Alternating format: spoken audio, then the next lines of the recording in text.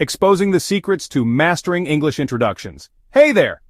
Ever felt tongue-tied when introducing yourself in English? Let's fix that today. I'm here to help you master easy phrases for introductions.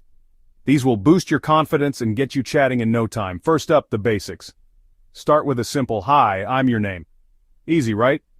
Now let's add a bit more. You can say, "Hi, I'm your name. Nice to meet you." This shows you're friendly and ready to chat. Want to include a little more information?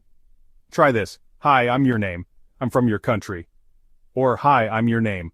I work as your job." If you're in a more casual setting, you can say, "Hey, I'm your name. How's it going?"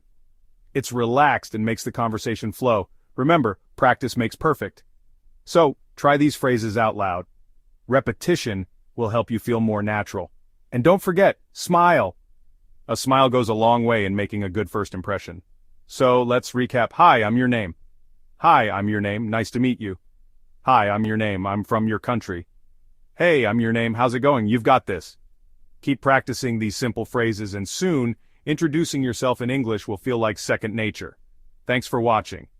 If you found this helpful, hit the like button and subscribe for more tips on mastering English. See you next time.